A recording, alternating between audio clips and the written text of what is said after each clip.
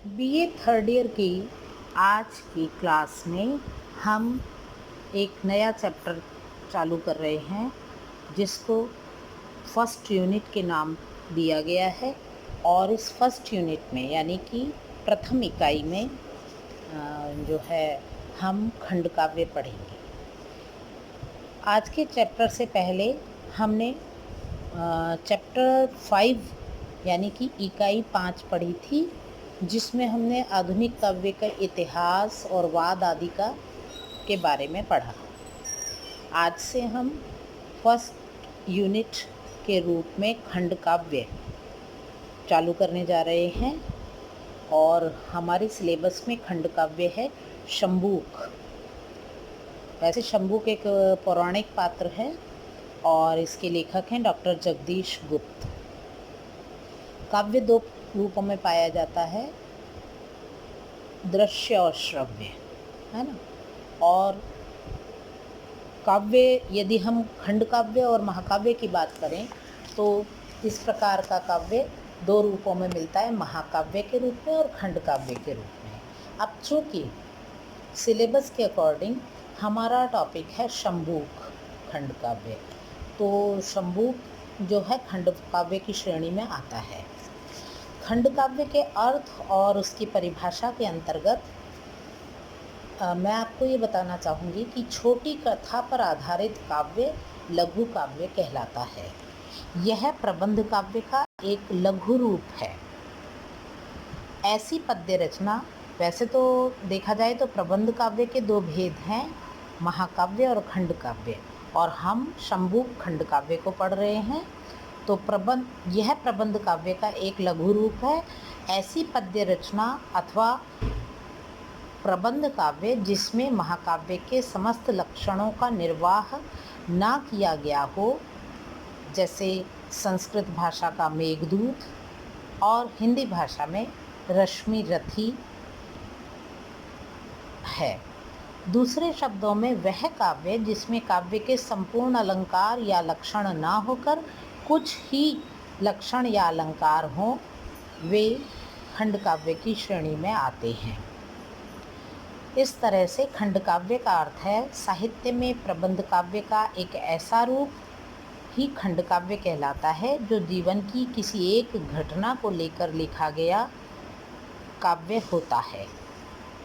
जैसा कि खंड काव्य के शब्द से ही पता चलता है कि इसमें मानव जीवन की किसी एक घटना की प्रधानता रहती है। इसमें कवि चरित्र नायक के जीवन की किसी सर्वोत्कृष्ट घटना से प्रभावित होकर जीवन के उस खंड विशेष का अपने काव्य में पूर्णतया उद्घाटन करता है। इसमें केवल एक प्रमुख कथा रहती है। जैसे महाकाव्य में अनेक उपकथाएं चलती हैं, जैसे आपने पढ़ा होगा रामचरितमानस या रामायण के बारे में आप जानते हैं।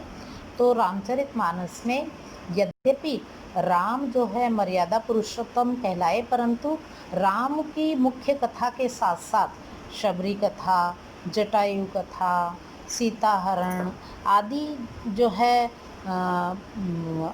अन्य अनेक जो है चरित्र साथ साथ चलते हैं। अनेकानेक घटनाएं उस में साथ साथ चलती हैं।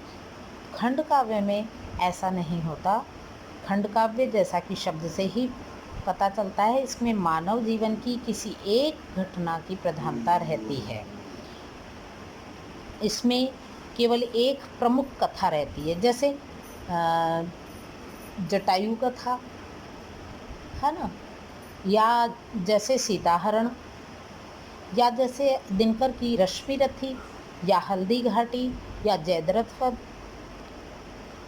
वस्तुतः खंड काव्य एक ऐसा पद्यबद्ध काव्य है जिसके कथानक में एकात्मक अनविति हो, एकांग हो, कथा विन्यास के क्रम में आरंभ, विकास, चरम सीमा और निश्चित उद्देश्य में परिणत हो, और आकार में लघु हो, अर्थात 8 से कम सर्ग में निबद्ध रचना को खंड काव्य माना जाता है। प्रबंध काव्य के दो भेद हैं, महाकाव्य और खंड काव्य। अब परिभाषा खंड काव्य की। कि अधिक परिभाषाएं खंड काव्य की नहीं मिलती हैं, परंतु संस्कृत भाषा में जो परिभाषा मिलती है उसका वो इस प्रकार है: किसी भाषा या उपभाषा में सर्गबद्ध एवं एक कथा का निरूपक ऐसा पद्यात्मक ग्रंथ जिसमें सभी संधियां न हो, वह खंड काव्य है।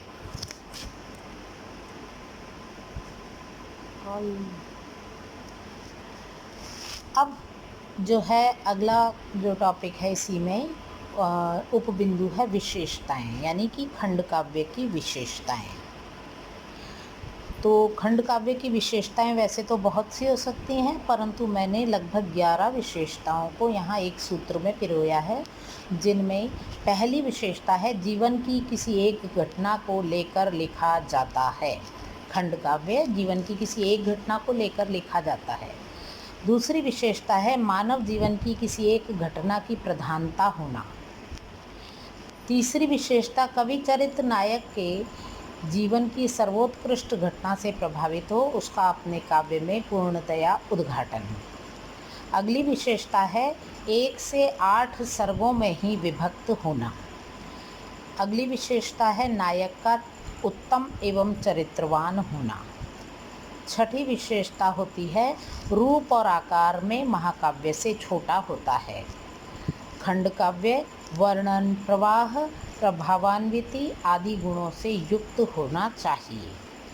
आठवीं विशेषता है कि इस खंड काव्य में एक ही छंद का प्रयोग होता है।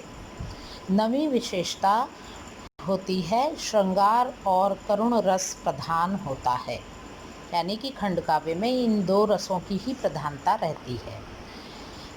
अगली विशेषता है कथावस्तु पौराणिक या ऐतिहासिक विषयों पर आधारित होनी चाहिए।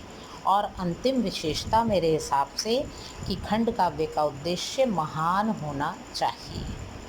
आज के इस लेक्चर में इतना ही काफ़ी होगा।